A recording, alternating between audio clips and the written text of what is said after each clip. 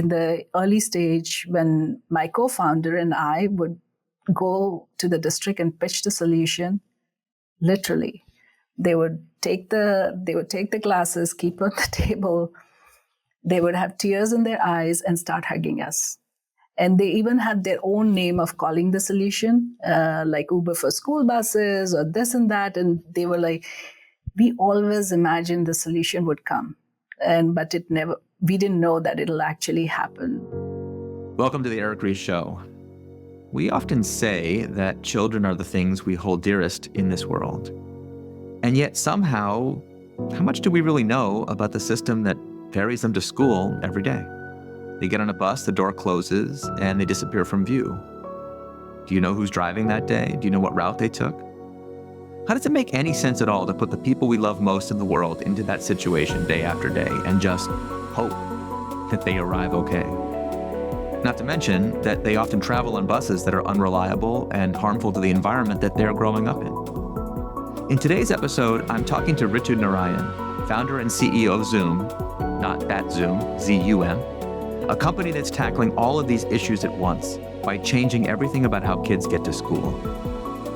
And because student transportation is the largest transportation system in this country, serving 27 million kids around the country, what she's doing has the potential to make change on an even greater level.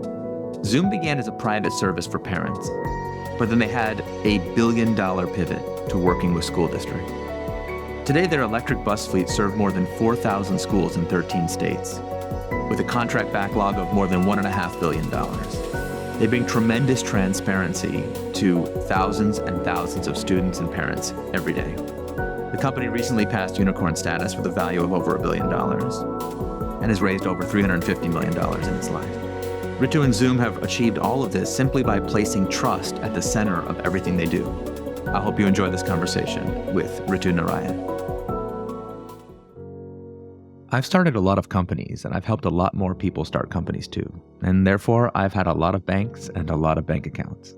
And so I'm really delighted that this episode is brought to you by Mercury, the company I trust for startup banking.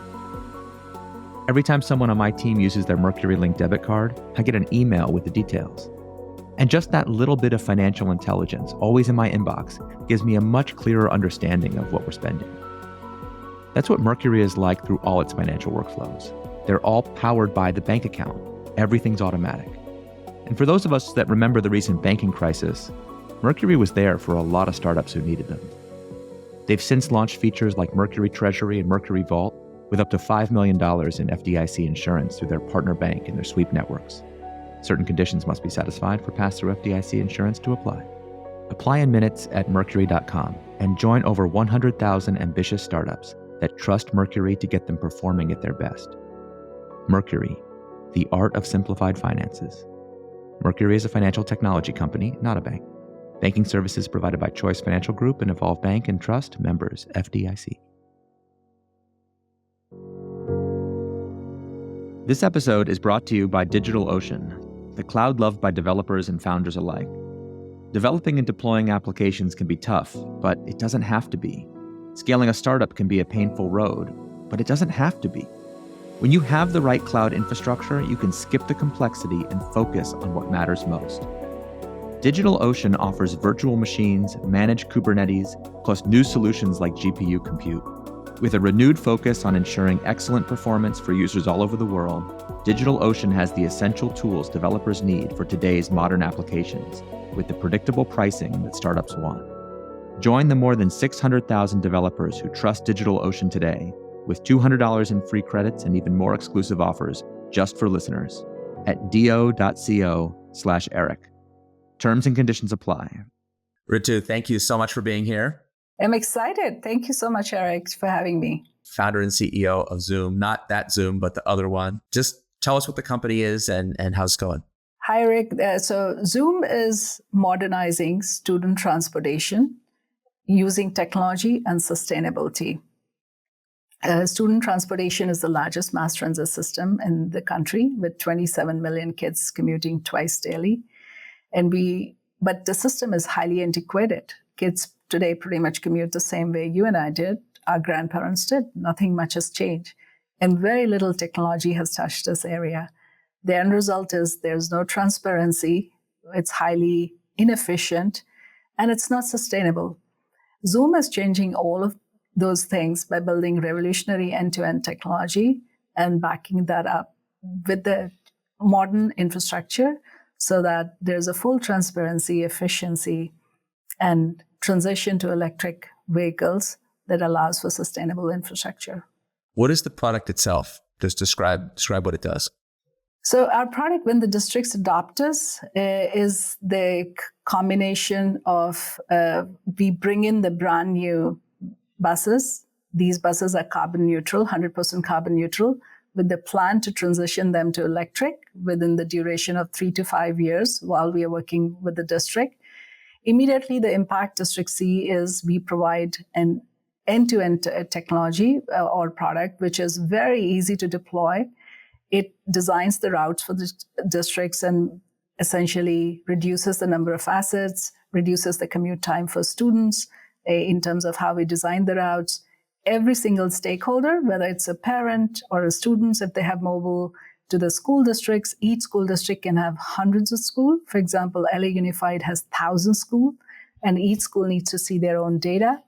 All the drivers, all the operations, they're all operating on one single platform. They see the same single source of data, which allows us to take actions in real time and create a very transparent and efficient platform for everybody, the services for everybody in the community.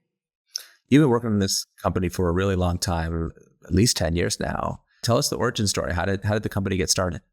The initial origin of the story, actually my personal story is very tied to the origin story of the company. As a parent, I was working at eBay and facing this real challenge of how do you pick up and drop off your children while still at work. And I used to see a lot of parents around me facing the similar challenge. Interestingly, my mom, who's an educator in India, left the job for exact same reason. It was an aha moment for me that this problem is universal, this problem is generational, and nothing has been built to solve it. That curiosity of why nothing has been built led me to start the company and work on this problem. So Zoom today is serving 4,000 plus schools in 13 states across the country. We have $1.5 billion plus contracts on the platform. We've raised over $350 million. And with the last round, we are a unicorn, or we're valued over $1 billion. Congratulations. Thank you. Tell me what it was like to get your very first school district contract. Yeah, so in 2019, Zoom decided that we would like to evolve our technology. It was working so well in terms of solving the problem for some use cases for the schools. And there was a unique insight we had that, like, when we have this platform and we can bring this kind of transformation, why not do it for the 100% of school district? But the challenge was that market and that whole setup was so different from what we were doing. We were still using a network of small vehicles, similar to what you would see in Uber and Lyft, but with highly certified drivers, them owning their own vehicles. And suddenly we had to now think about doing the setup, which is almost like a very big logistics setup for buses and other things. But before we even went there, the point was, would the school district want us? Because they have such entrenched people doing that work for them today. So that, given that, like, I had this thing about get out of the building and understand from the districts what they are currently doing. So we had very good relationship with Oakland Unified School District. Kim Rainey is a transportation director there. And me and my product designer, we went there to have the conversation with her in letting her know what we were thinking, what in our mind we were thinking about the solution, because she was using us in the other format, and learn what are her challenges on a day-to-day basis. How does it go? It was supposed to be an hour-long meeting. First of all, I was very surprised when I went into the district. It was so different from working at eBay and other private tech companies. This was my first time getting in and seeing the full thing.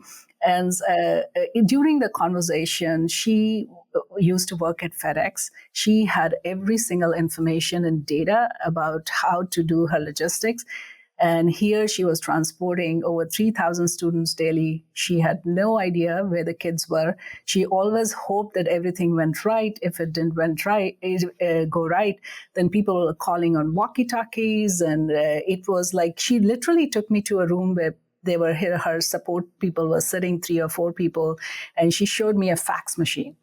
And I had not seen fax machine in a long time. She said that when parents call, why is the bus late? Or has my child reached? Literally, they take a call and they essentially fax the request. They call the driver on the walkie-talkie. When the driver reaches the yard, the driver calls back. So by the time parent knows, the child has already reached home in the evening. Like, that's the kind of delay. So it was so antiquated. Surprisingly, it was so bad that we knew that we could transform that system. She spent 4 hours with us that day, learning everything. And her response was, do you have this now? Can I start using it immediately? And when that happens, that you have something going on there in terms of what you're building. We didn't have the solution ready. We had parts of it, but for enterprise, we had to change it. And the other challenge was school districts don't just give you the contract. They have a full-blown RFP process where they come out with, it's a public money. So they come out with RFPs, and they have a full process around how they go about it. And they have to be super transparent about what's their criteria, how did they select people, and all of that. So we had a discussion with her, and we understood the RFP process, which we had never gone through before. And we realized that currently the way districts do RFP, it's very price driven. They essentially come out with the RFP, and whoever is the lowest price, they win the bid. And in that process, they are all obviously targeting for not so great service, because they are not asking for anything in the RFP where the partners are presenting how they are solving for technology, how they are actually providing the user experience, how they are providing timeliness to the district.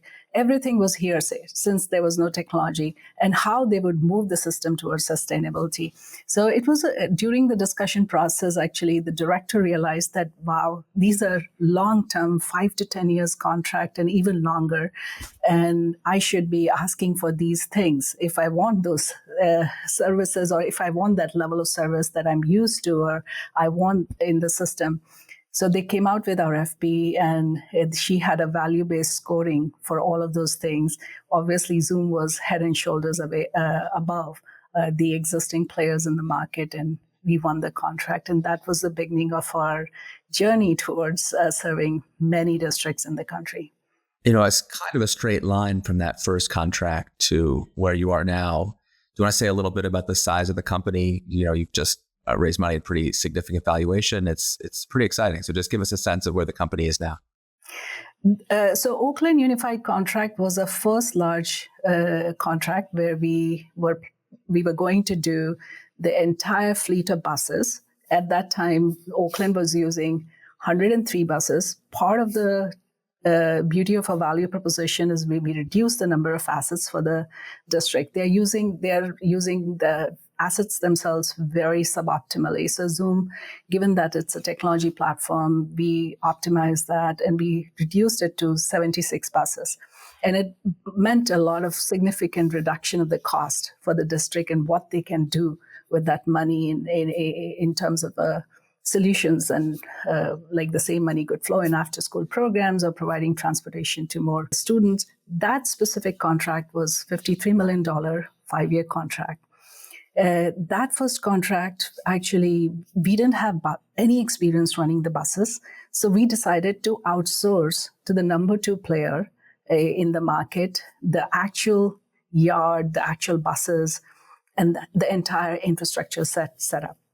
But right after that, San Francisco Unified, which is 3 times larger than the Oakland Unified School District, And they had also been using us in a different format, and they wanted to come. For 30 or 40 years, they had an incumbent player, and they were very frustrated with the user experience. But they stuck to it because there was nobody else who could do that scale of services for them. But when they realized Zoom was the one who was doing for Oakland, and they could potentially do it for them, that was a second contract which was coming up. But this time we decided that if for the long term, we need to be the owners of infrastructure, because in the absence of it, first of all, it was a constraint for our growth because we were relying on some partner getting the infrastructure at that scale. And why would they partner with us if they could get the infrastructure at that scale? So the decision for us after the Oakland experience very quickly, this was not even like 6 months gap, was that we need to have our own set of infrastructure in terms of the distribution center or yard, what we call getting the buses. All of that was super challenge. A small startup at that time with the finances that we had, who would give us the lease of the buses, who would lease out these massive yards. And in San Francisco, there are 200 plus buses. So it's a pretty significant amount of money. So the challenge for us, what the team did really well, was going across the board and solving for problems each time we had it. So in Oakland, the first problem was getting into the RFP and convincing the educator, convincing the district that you need to be asking for things that you value so that you get things that you have. The challenge for the second one was how do we establish the infrastructure which allows us to scale fast. So in San Francisco, essentially, we solved for it. Everybody in the industry was surprised. Where did this small startup come from? And just started taking off. San Francisco's a $150 million 5-year contract. So it was a pretty significant win for us. And on the basis of all those success, we actually were able to raise our Series D round. And right around around the same time, LA Unified was coming through. An interesting thing is LA Unified is the second largest district in the country. And New York is the largest district in the country, but it's the second largest school district in the country.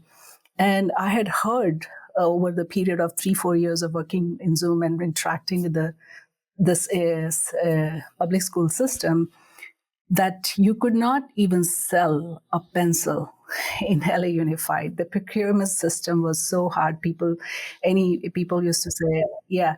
So the strength of our value proposition and what we were building was so strong that LA Unified came up with the 4 different pieces of RFP with an intention that they will evaluate since the contract was so large. And they ended up awarding us all the 4 pieces. And that was a significant victory for us. And simultaneously, we got another one, Seattle Public School, around the same.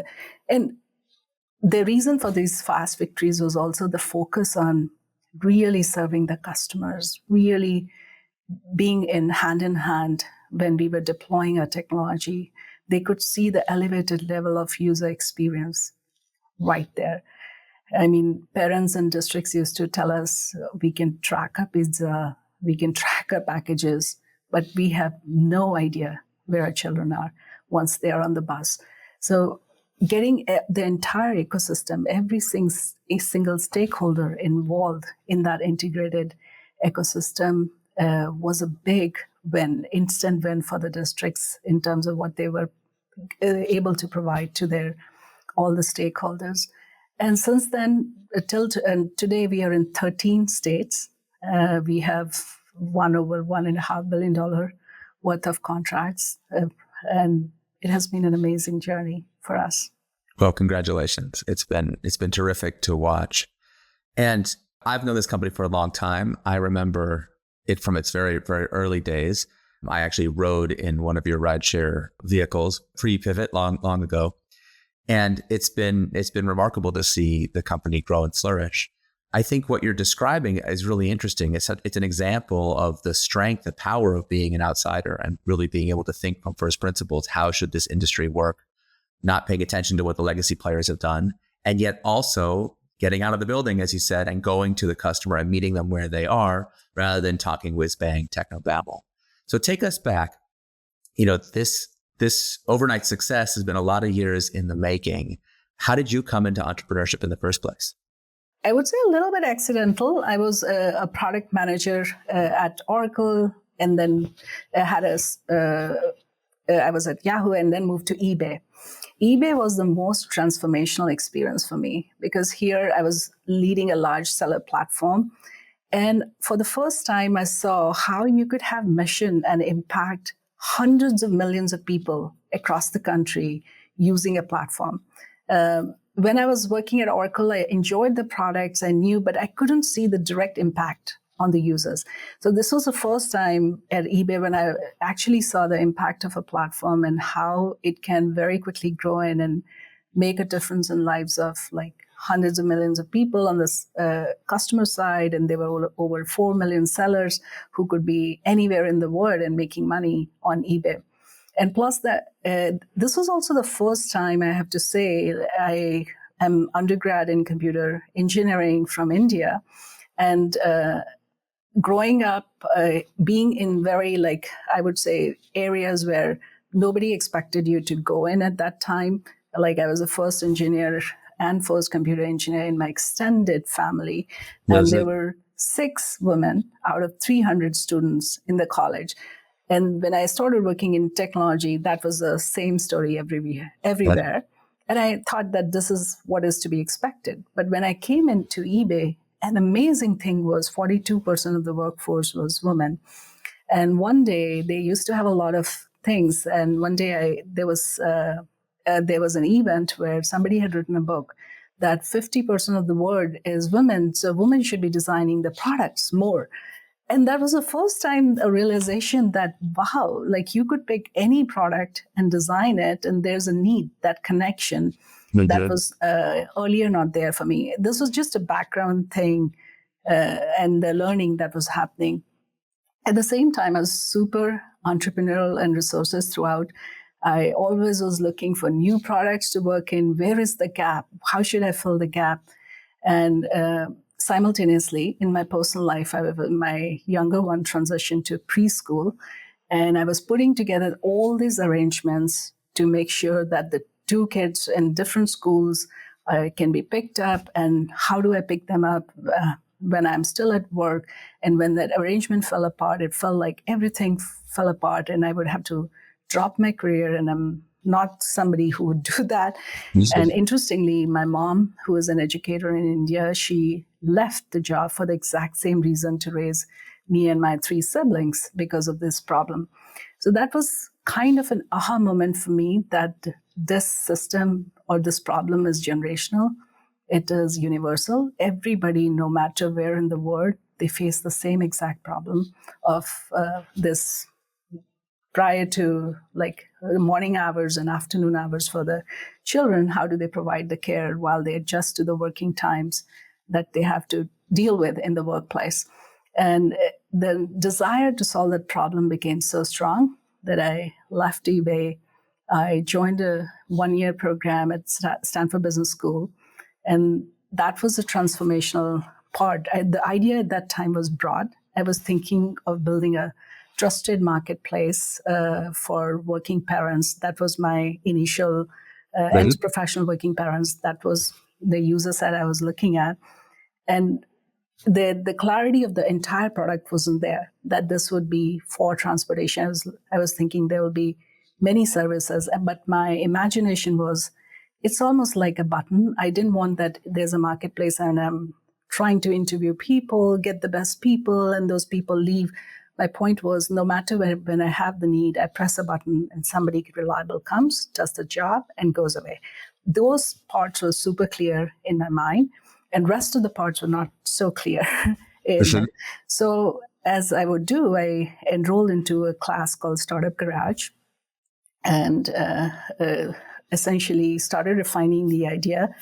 And somewhere during the journey of doing the user interviews and refining different ways, the clarity come with the team that somebody said that what you really need is a Uber for kids, because that's the most difficult piece that parents find it harder to outsource.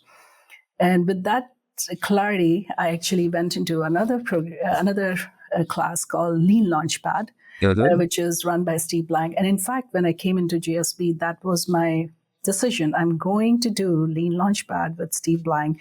And I had done lots of hoops in terms of inviting him into a very large CMEX auditorium talk and things so that he was familiar with me and I could actually get into the class. So all of the things, actually, unknowingly, I was being resourceful and doing those entrepreneurial things. And that Lean Launchpad class was the transformational for refining the idea and the product. We essentially define every single aspect: who are the drivers, who are the users, who's paying, how much should be the pricing, who are the suppliers and revenue model. And along the journey, it was pretty stressful because every week we were trying to interview at least 10 people or so, and had some hypothesis whether employers would provide it as a benefit, whether parents would pay, why would they pay? Some parents would think that their time is more free than paying for a service like that. So it really helped us refine a solution and come up with what would be the right target for us as we come out of it. I still remember as I was exiting the class, there was a temperature thermometer to say, where in the stage are you? And I rated myself 6 out of 10, saying I have a product market fit. and going back, I find it so funny because I didn't know what was a product market fit at that time. I thought, hey, I know that people need the solution. I know who are the drivers. I know how to basically design the solution using an app, because we had done, my team, and I was the first driver actually. I was picking up strangers' kids and learning what would it take for people to trust a solution like that. How would a child verify or know the driver? We were resolving all those trust issue. And the most critical thing was, how do we establish a trust in the system so parents can be at complete ease when they're using our services? But I didn't realize what really product market fit was at that time. I even got feedback, wow, this team is super confident about what they think of their capabilities. And also another interesting thing to say is I was so sure about the idea. No matter how many people said no, I was like, I know there is a need for this idea, because my kids were traveling very far off in private school. And I knew the parents in the school were actually, one parent was leaving the job and all they were doing was dropping their kids in the morning and then waiting for a few hours and coming back to pick them up. So the clarity that this idea is needed was so much. I could have dropped at any point with that feedback, but because of that clarity, I kept going. Let's talk about the trustworthiness aspect, because I think that is one of the most interesting things for the whole life of this company. Ultimately, if you're asking parents to trust you with their most precious cargo, their own children, I can relate to that feeling that, it's risky. It's frightening to turn over your kids to a private company for any length of time, let alone one that you're interacting with through an app where you may not have a long-term relationship with an individual person. Talk about how you were able to establish that trust in the early days, and even now, how you think about trustworthiness as an asset. In the early days, essentially, I was going on the dry runs, picking the children. So I have to mention here, the first time when I picked somebody's child, there was no dearth of the demand in this company ever. So first thing I want to clarify is the need is so big that there was never, parents would literally not take no for an answer. We were a project in the at school, and people would say, would be willing to pay, willing to use a service and do all that. And all that because the need of the service is so high. When I used to do these dry runs, we never focused on building a technology. For us, the first part of the thing was completely understanding What were the various components? How would you build the trust? Where would the trust be lost in the system? And when the parents would talk to us and we were trying to recruit them, they would spend 30 minutes to an hour just understanding who your drivers are. And is the same driver going to pick my child every single day? Or are you going to send a different driver? How would my child know that this is the right car? So there was an evolution of the solutions. Like for every problem that we heard, we wanted to solve this end to end. So right from the beginning of how would they identify the Zum car? How would they identify the driver?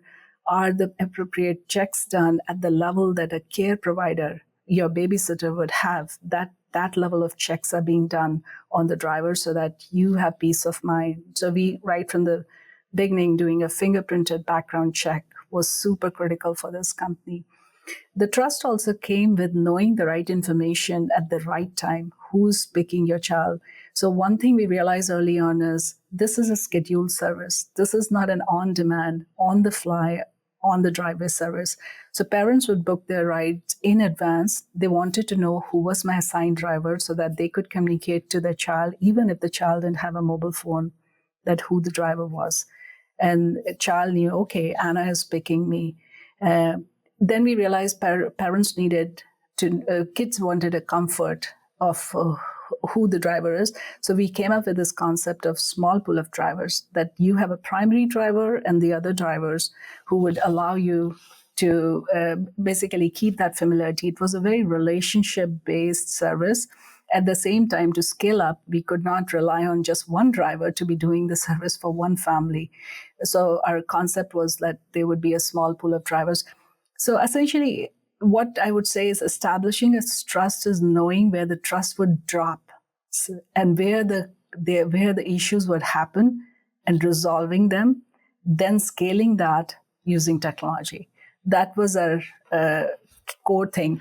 And that core product that was built was so good in terms of booking the ride, executing on the ride, taking parents' feedback after the ride, and ensuring that it happens for scheduled environment, and it also happens in a repeated recurring environment, because parents would book rides for 6 months, for an entire year. They wanted to be sure they had somebody assigned to us. That component, actually, when we started working with school districts, we scaled that up for enterprise. The basic, that the order flow remained the same. And I would say that is one of the reason Zum has been super successful, because we had the DNA of consumer, scale of consumer, and we had solved the trust at the consumer level. And when we had to translate it to a different infrastructure, we had such amazing insight already to scale it up at the enterprise level. That's such a counterintuitive insight, because people think, oh, when you do a consumer to enterprise pivot, because the buyer is fundamentally changing, you have to kind of throw everything away. And of course, everybody knows it's, that school districts, that municipal governments with their RFP process, procurement is such a nightmare. It's so difficult. I think a lot of people would naively say, how trustworthy you are with the parents. How can that even possibly matter? You got to win. You got to win the deal, and it's going to be a totally different set of criteria. And I feel like your story really illustrates this point that trustworthiness is this asset. It's not just about the relationship with the customer. It's about the whole organization having an understanding of what the product is really for, what is its purpose. And that's a competitive advantage in all kinds of unexpected ways. That's so well said, because one of the key differentiation for Zum is we are student-centric or child-centric company. For us, the first and foremost thing is the safety, reliability, and trust for the child. Are they having a great experience, or are they having a fearful experience? Are they being picked up on time, or are they getting late to a class and feeling embarrassed? They are the last one to enter. So since everything was designed with such a student-centric approach, which was completely something that districts had not heard of. None of the existing... I don't think any yellow school buses were designed for the student-centric approach, yeah. That's right. They were designed for exactly what you said was RFP contracting process, just interact with the school district, deliver. And everything was hearsay. Basically, districts didn't know if the school buses were coming on time, which driver was late, Sure. were the drivers driving. Well, it's such a, I mean, Deming talked about this, almost 100 years ago now, that if you go with a low-cost provider, you squeeze quality right out of your own product. And yet, I think it's really interesting. A lot of people have told me that you can't get, people who are price obsessed, buyers who have a bad procurement process, you can never get them to focus on value. That's all they care about. Like we make the fundamental attribution error with individuals, but we also make it with organizations. We assume that it's like a bad organization, they don't care. And I just think like you've put the lie right to that idea that when given the opportunity, you can get even school districts to care about the child experience. You can get them to be willing to pay a premium in order to deliver a premium experience for their stakeholders. Mm-hmm. And I think that's incredibly powerful. Mm-hmm. So the transportation directors or school districts are extremely caring for students. They work long hours, and they are the first people to start the day and the last people to end till the last kid was dropped. The issue was they had no technology to be able to see this like live, to make their lives easier and make things more reliable and predictable for them. So that transformation, like making the lives of every single stakeholders, no matter whether that's school districts or drivers or parents or students, was super transformational for the school districts. In fact, you wouldn't believe, I have to tell you this, in the early stage when my co-founder and I would go to the district and pitch the solution, literally, they would take the glasses, keep on the table, they would have tears in their eyes and start hugging us. And they even had their own name of calling the solution, like Uber for school buses or this and that. And they were like, we always imagined the solution would come. But we didn't know that it'll actually happen. So this was a kind of thing because people use technology in their personal lives. And when they came to the districts, it was still in the dark ages. And usually industries people do a cut, copy, paste. The innovation never hits unless somebody who has, in a way, the solution would work, but we don't know deeply about the industry or what doesn't work. That combination together allowed us to design something completely coming from outside and knowing various industries and what has transformed lives in other industries, and take that and apply to a very old and antiquated industry here. This episode is brought to you by my longtime friends at Neo4j, the graph database and analytics leader. Graph databases are based on the idea that relationships are everywhere. They help us understand the world around us. It's how our brains work, how the world works, and how data should work as a digital expression of our world. Graph is different. Relationships are the heart of graph databases. They find hidden patterns across billions of data connections deeply, easily, and quickly. It's why Neo4j is used by more than 75 of the Fortune 100 to solve problems such as curing cancer, going to Mars, investigative journalism, and hundreds of other use cases. Knowledge graphs have emerged as a central part of the generative AI stack. Gartner calls them the missing link between data and AI. Adding a knowledge graph to your AI applications leads to more accurate and complete results, accelerated development, and explainable AI decisions. All on the foundation of an enterprise-strength cloud database. Go to neo4j.com/ERIC to learn more. I've done so many talks over the years to industry trade groups, and I've spent a lot of time with very old legacy industries. And I can't tell you how many times I've had to do this demonstration where sitting with a bunch of product managers or executives who are telling me how technology is not going to touch their industry and everyone's going to be fine. And I always tell them, like, take out your phone right now. And if anyone using an antiquated phone, everyone's got an iPhone. Like, any of you use Uber? You've all used Lyft. Okay, so you have an expectation as a consumer. Would you go back to a not transparent company that wouldn't tell you where the car is? Like, no, of course you're not going to do that. Once you've experienced that technology makes that possible, that's the new table stakes standard. And then we would have them apply that thinking to some aspect of their current product's customer experience. And just doing the exercise, they'd have their head in their hands like, oh no, we're sitting here so blithely saying it's not coming for us. And yet it's just a matter of time before someone has the courage to do what you've done here and really hold to a new standard and say, look, this is what people deserve. This is what technology makes possible. And I think it's such a great example of being an outsider. You didn't come from the school transportation world. Each of these pivots, you had to learn from first principles. What does the customer want?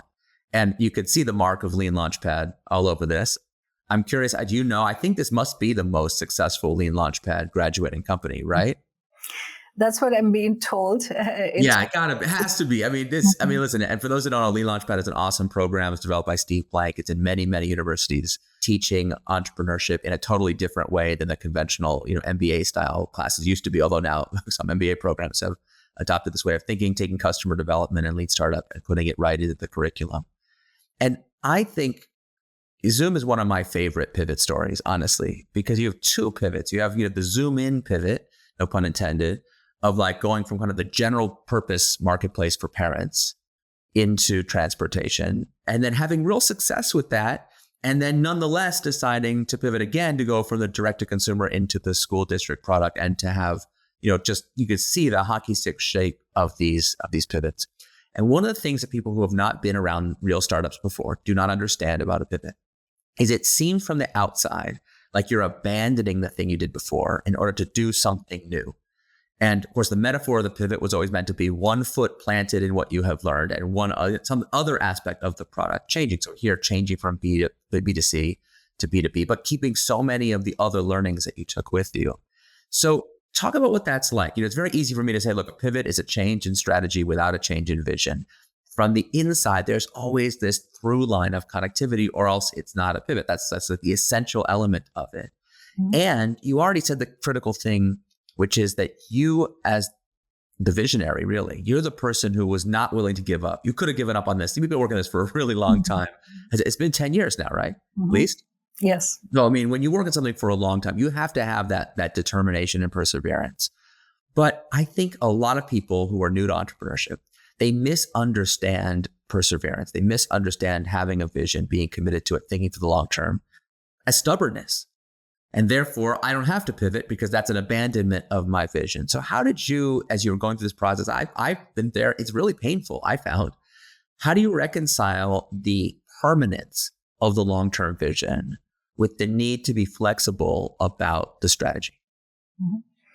Yeah, that's such a great question and very dear to my heart. I still remember that period when we had that moment of clarity that we have to make a decision.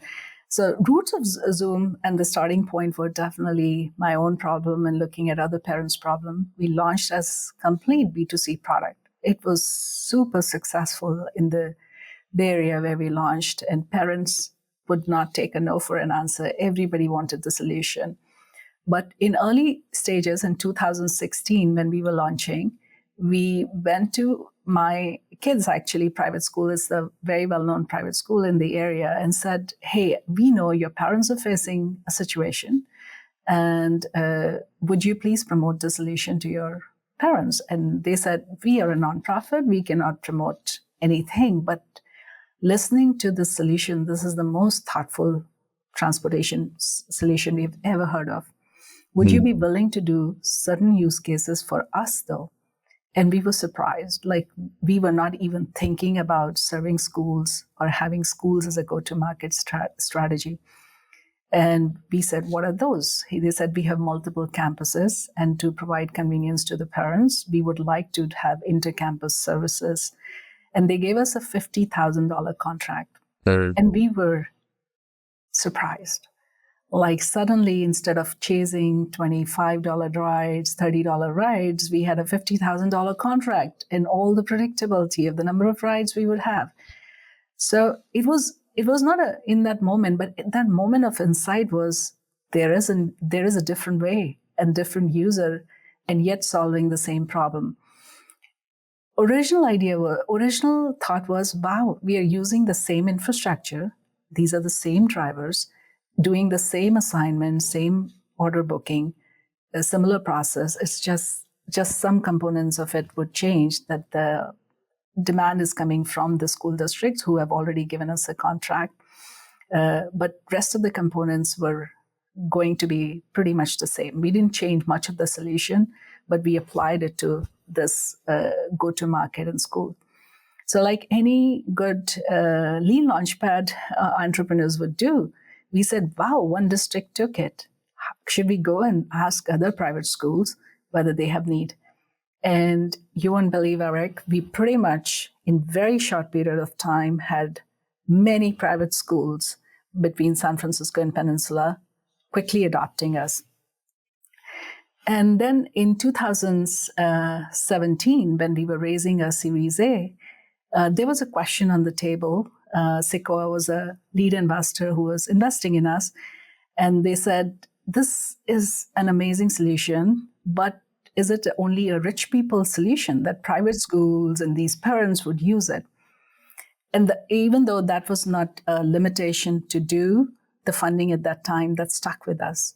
That, wow, should we be evaluating public school districts?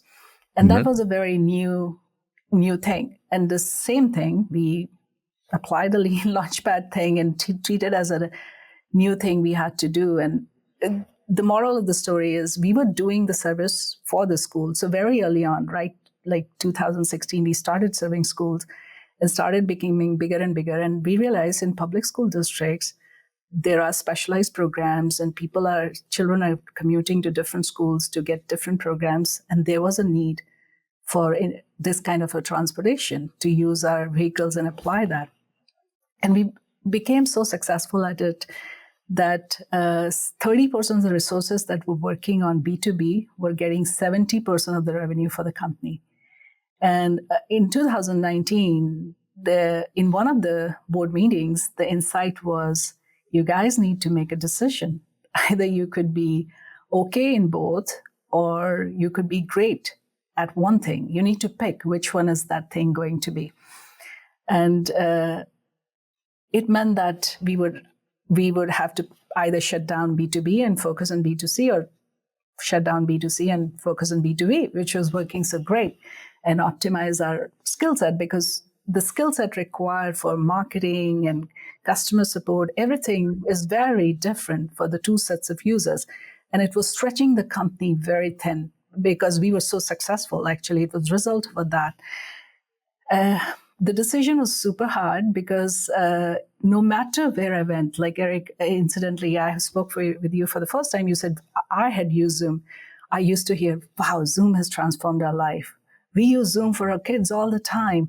Now I can go to any meetings and not worry about rushing back in the time. So this feedback was kind of an ego booster that you're onto something, and very deeply associated with my own personal stories because my kids were using Zoom 2 times a day, every single day. And that was the reason I was able to build a company. So it was a very tough moment. For 6 months almost, I tried my best to see in my mind, how could I keep B2C and still have B2B? But more the reflection, more the thing went into it, it was super clear that B2B was the right way to approach, because you could create a network density by going to the districts very quickly. These were very large and recurring contracts, and Zoom could be making a bigger impact because student transportation is actually the largest mass transit system in the country. So we could be using our system that we have built and providing very direct impact. And it was getting super clear that B2C would not scale the same way unless you threw billions of dollars like Uber and Lyft had done. And interestingly, Uber and Lyft had also gone public, and it was clear from the unit economics and everything that you had to build a stronger company. So what was right for the company to do was definitely to do the pivot in the moment and go for B2B. What helped me internalize and make the decision was that ultimately you were really solving the problem for children and parents, no matter which way I went through.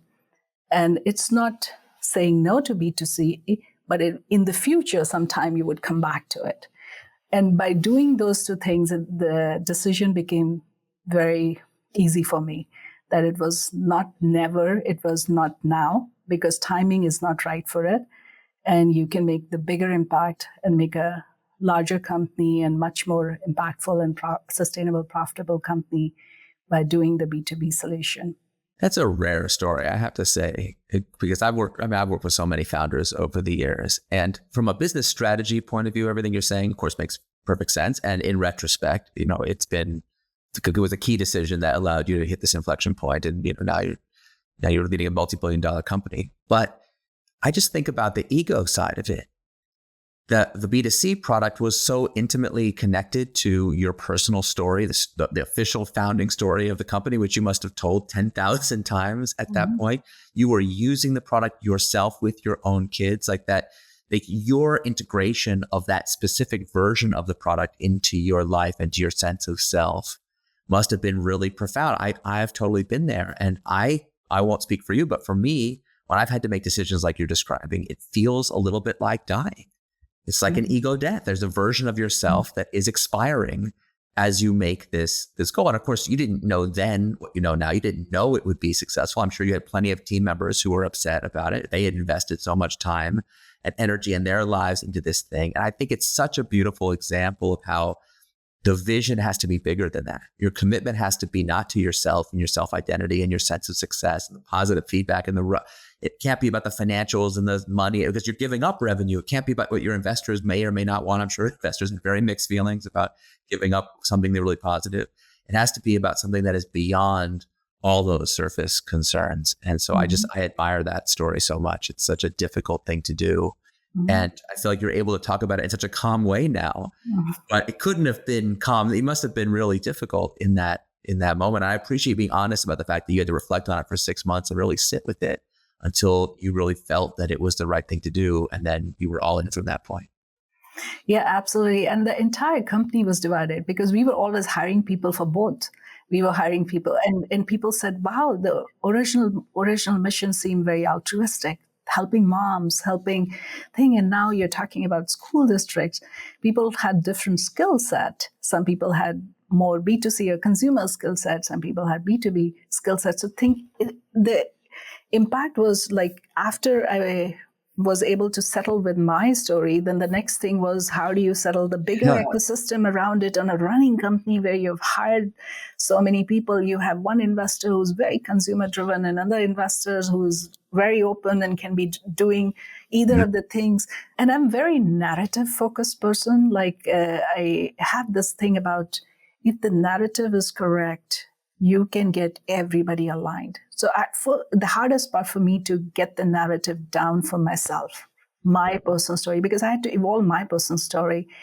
I did not go to public school districts in this country. I did not know about the system. My kids were not going to the public school districts at the time.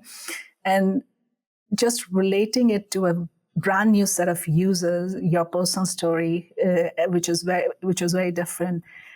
And then it became so easy. Like now when I go to investors, like looking back when you say I'm able to talk about it so calmly, I just say, hey, this is the origin story. And somewhere along the line, we realized that the school districts are the right customers for us and based on multiple sets of insights.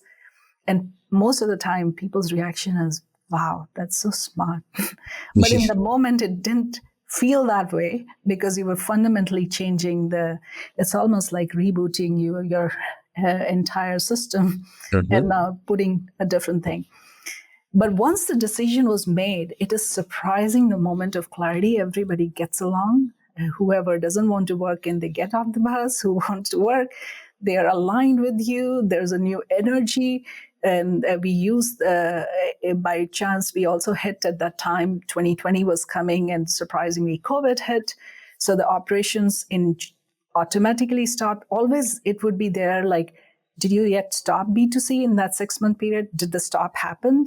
And I didn't want to face the parents and tell them the service is stopped. Right. You're no longer going to have it. So somehow we were also fortunate that automatic transition was happening and we made use of those 6 months to really build our solution at the enterprise grade level, win contracts in that area. And there was no looking back. The more the success we had, I had in terms of wins by the team, the better I felt about it. Like today, it's super natural to me as if this was the company forever. One of the things that I've observed with companies that have done a pivot is everyone always thinks the hard part of the pivot is deciding what to do next. But actually, that's the easiest part. The hardest part is to get the clarity and get the team aligned that a change is needed, and to tell get everyone to agree to adopt the new story.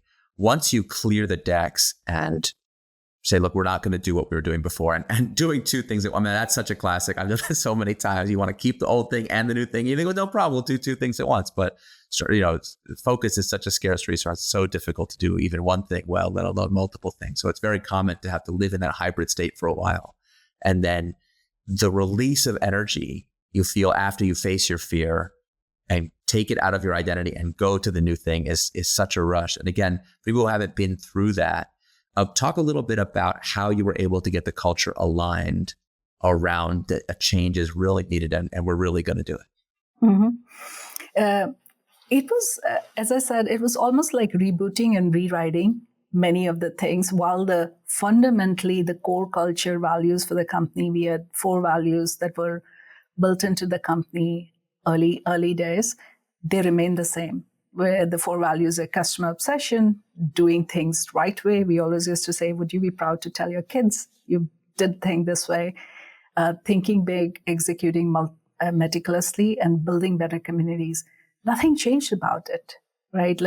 But we needed a new set of principles of how the behaviors that are needed from the employees and how they should be working in this new environment. So it was writing, first of all, the narrative. What's the narrative of the company now? What is the new value proposition? Who are the customers that we are serving? What is the solution? Designing the product and the solution around that. But for exciting the team that this is what we are building. What change in the metrics would it do? What impact would it do? Why is it meaningful now? One of the things that even today people are so surprised, including the investors when we raise money, is it is the largest mass transit system in the US. 27 million students commute twice daily. Even on airlines, which is second largest mass transit system, only 9 million people travel on a given day. And when you throw that number, people are surprised, just by the scale of the thing.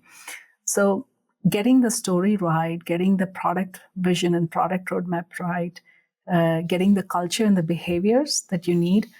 And it was a program. I literally was calling it 5-step people program and repeating every time to people, like these are the culture, these are the behaviors. What were the 5 steps? The 5 steps for us was the gradually, first thing was building the principles, new principles. So for each one of the values, we built 3 principles of what makes you successful at Zoom, and what are the behaviors that don't make you successful at Zoom. So we would repeat those principles with people. We started doing what we used to call collective mind series. So that was a Zoom era. We would do breakout sessions, so on various topics like radical candor, giving and receiving feedback, doing things with always having a context in mind, seeking truth, doing continuous improvement. So essentially doing things in a way that people internalized this across the board. Those values and principles were internalized for people everywhere. And then we focus a lot on transparency. Somewhere when the pivot was happening, people had a thing like, did you know about it or did you not know about it? Were we being transparent?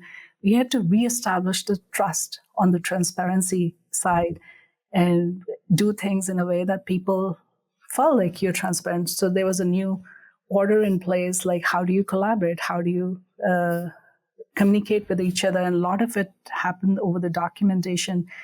Today, if you ask the company, it's very written documentation. Everything, collaboration happens through writing and giving people very honest, quick feedback, following the principles of disagree and commit. Like you will give your ideas because you care, but in the end, everybody.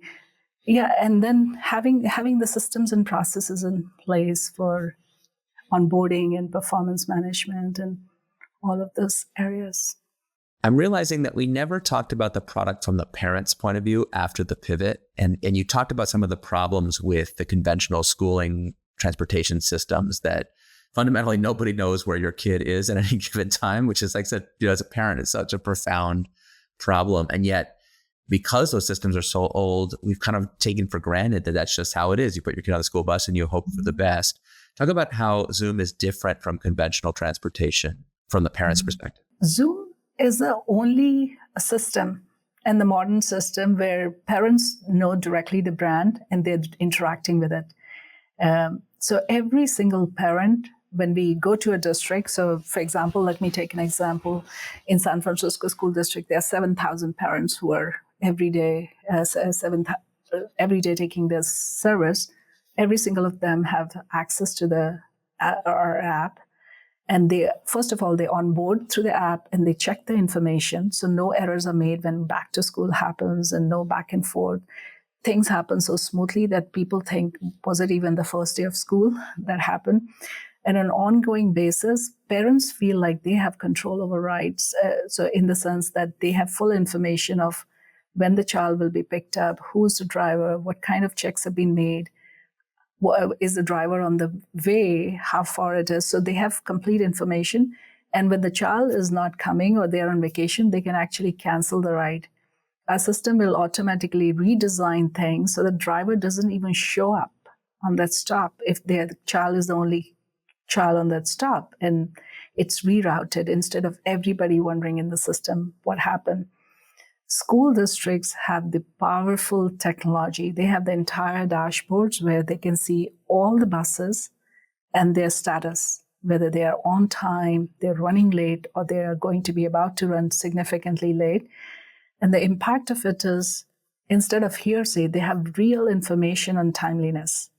98% plus of our buses on time, and they have this information on hand. The reason system is so good is metrics are transparent. After every ride, parent is providing the feedback. School district is able to see how the other parents happy. What are they? What is the feedback they have in the system?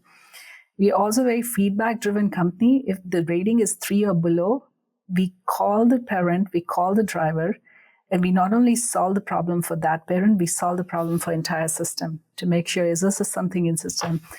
So when people are surprised, how come this Zoom took over the school district market so fast, and they evolved the solution and the customer satisfaction so fast, one of the reasons is that feedback-driven culture of acting on the problems consistently, continuously improving based on the direct customer feedback. That's such a great expression of your values in action. One thing we haven't talked about yet is the climate impact of what you're doing. There's also, we've been talking so much about the impact on parents and on students, on children and working families and how important that is. But as you've gotten more into the school district part of the business, I've heard you say on a number of occasions that there's a significant ecological consequence.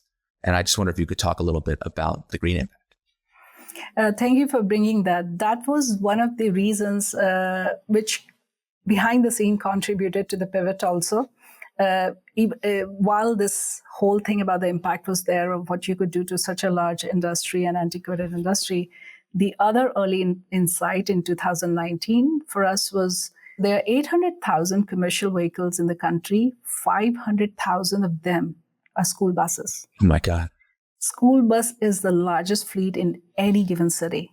In San Francisco, 236 buses you will see going around. So the thing for early on for us was all of these school buses are going to be electrified. They have such a harmful impact on the health of children through the fumes, through the emissions and everything.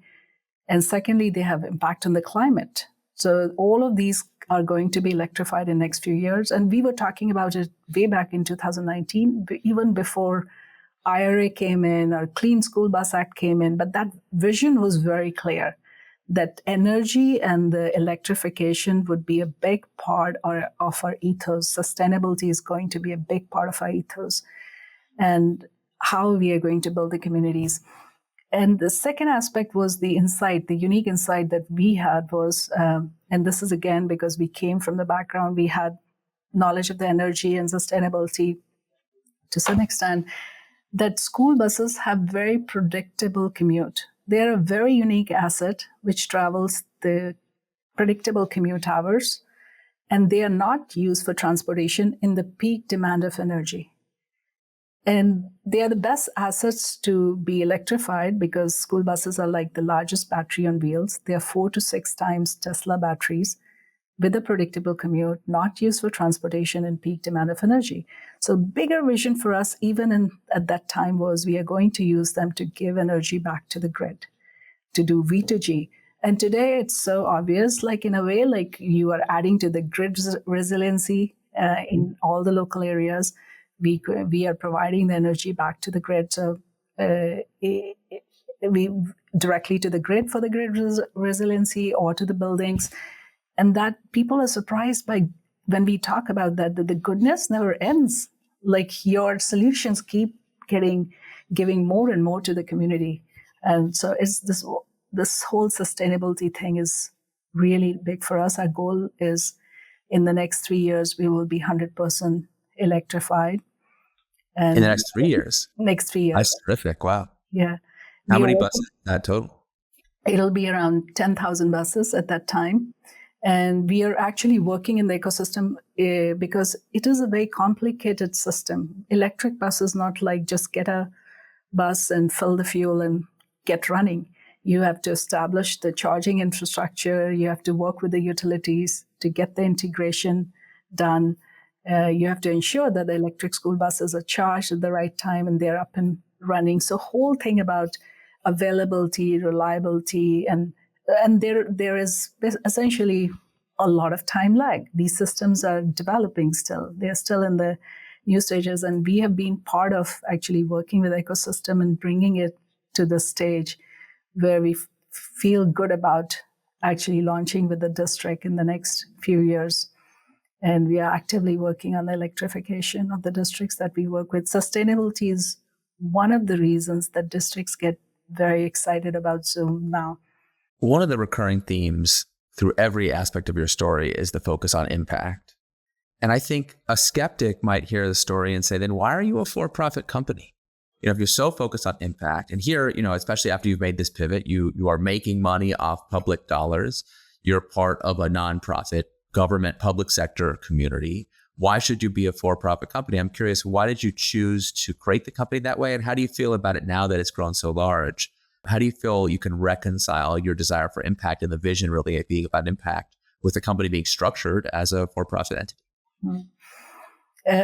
So when I was incubating the company at Stanford, they also have a social innovation research component where you could actually incubate the company as a social innovation company and go from there. And I did spend time in understanding what kind of companies were coming from there versus if I went a normal approach of eBay. eBay is also a very altruistic company where people genuinely felt like in the beginning stages, they were making such an impact and they had similar evolution. Looking back, if you see, they started doing bigger and bigger sellers and all of that, but the impact never changed. So insight for me was by building a for-profit company, you can bring the best of the ideas, the best of the funding and investment to build a very large-scale impact. I had not seen any of the social innovation companies that could scale and bring the similar level of impact for me, like the funding sources that you would rely on, typically foundations and donations and other things, and versus attracting the talent, right kind of talent that would be needed to build the infrastructure that scale. It was super clear to me that it is more closer to, I would say, eBay or Airbnb than the other kind of infrastructure. So it was a very conscious decision. That doesn't change the motive of the impact for us, how you structure the company. We also believe in bringing financial success to all the stakeholders, including our employees and teams and investors. And that's how I believe you can create a system that people would solve social problems by bringing in everything, by bringing in scale, right investment, right financial success for the company.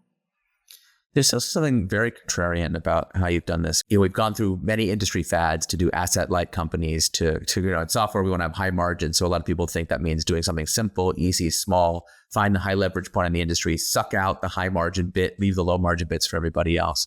But you've consciously made an effort to tackle something really difficult. You're not just doing bus scheduling, you're actually financing the conversion of fleets from diesel to electric. You're working on charging infrastructure. You're selling electricity back into the grid. You're going through procurement. I mean, you've chosen a really ambitious mission. You've defined the purpose of the company very broadly to do something very difficult.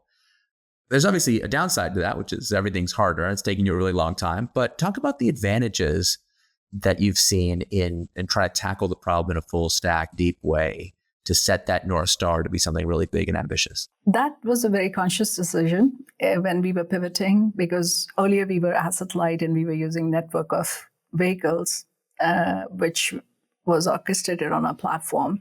And then it turned into you would need physical assets to be able to do it. And part of the decision of there was a option on the table. Should you be just doing the software aspect for all these existing players who already have the physical infrastructure, or should you be establishing your new physical infrastructure? It was super clear to us that we would not be solving the real problem if we did not get involved in the physical infrastructure space. And that is absolutely true, even more because of sustainability and electrification inflection that's there on the table now. To be able to transition these old infrastructure into the electrification, you need that kind of innovation, that kind of scale, that what we can bring to the customers from our side working on our company. So we decided that we are similar to many other companies like Amazon.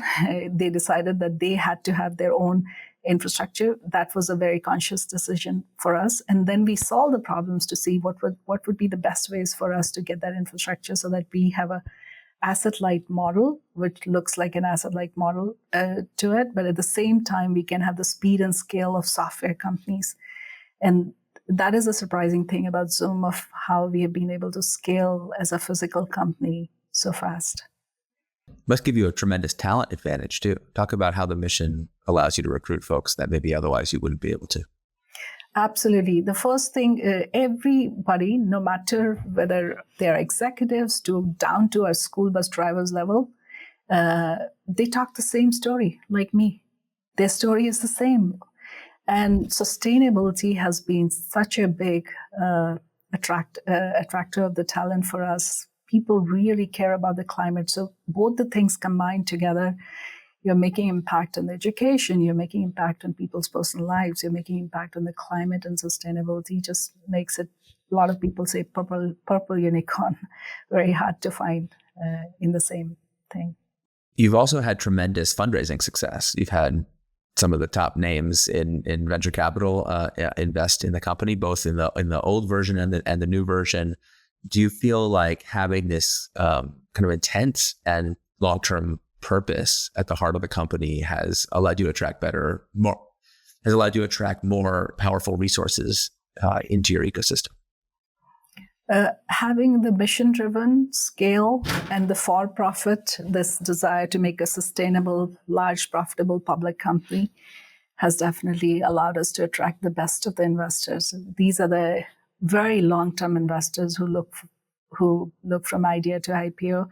And every stage we look for who would be the right investors for the next stage of the things. And I would say the story, the narrative, the success, financial success of the company, business success of the company has all contributed towards those investments. As you look ahead to raising more capital, to maybe eventually becoming a public company, do you worry sometimes about investors gaining too much control and being able to interfere with this mission? Because to me, one of the saddest possible outcomes for a company like this would be for it to transition from being this value add, really generative, mission controlled company to one that's being extractive and exploitative. Think about how many government contractors are out there that exist only to serve themselves, that become bureaucratic. Do you ever have fear of that happening to you someday in the future? So far, we've watched out for that by every stage, aligning the values and looking at the values of not just the fund and the investor, but also the people we would be directly working with. Mm-hmm. For example, in our last Series E fundraise, we were definitely looking for the same value and sovereign investor, very long-term thinking, interested in both the infrastructure and technology, very deep-rooted in sustainability, And when you actually look for not just money and you're every stage looking for the right investor, similarly, when we were raising Series A, I have to say we rejected the term sheet and company was almost going to run out of the money. But we kept at it because the Sequoia process was closed, but not closed, that we would, if you would want to build a company, we would want to build with the best investor. And that decision paid off. It could have been, so that conscious decision of choosing the right investors who are aligned with your values and mission has been successful so far, and something we need to continue to work on in the future as we attract new investment. What advice would you give to a founder who's thinking about following in your footsteps, who says, "Oh, I want to build a purpose-driven, mission-driven company to make a social impact, but I want to try to do it as a for-profit company"? What should they do? My unique insight working on Zoom was you should pick a problem that you are deeply passionate about. Ideally, you are facing yourself or you've seen people around you facing. And no matter what, you would get up in the morning and keep at it for a very, very long time. It is super easy to just drop out of the idea. There's so many no's at each stage, whether it's early customers or when you do the market development to investors, people saying this would not work or some other company would come and take over you. Unless you have that commitment to that mission and passion and curiosity that you are the only one who's going to solve this problem. If you don't solve, nobody else will solve it. That's the only way to continue. So my advice is start with a problem that you're deeply committed to and passionate about. Amen to that. That's definitely the only thing that can keep you going through the very, very long nights that this kind of entrepreneurship requires. Mm-hmm. Ritu Narayan, thank you so much. On behalf of so many parents, thousands upon thousands of parents who feel a sense of trust and safety when you're moving their kids around, I just want to say thanks for all that you're doing. And I think this is just the beginning. So very excited for all of us to be your allies and to cheer you on as we see what comes next for Zoom. Thanks for having this conversation. Thank you for having me. Thank you. You've been listening to The Eric Ries Show. Special thanks to the sponsors for this episode: DigitalOcean, Mercury, and Neo4j. The Eric Ries Show is produced by Jordan Bornstein and Kiki Garthwaite. Research by Tom White and Melanie Rehack. Visual design by Reform Collective. Title theme by DB Music. I'm your host, Eric Ries. Thanks for listening and watching. See you next time.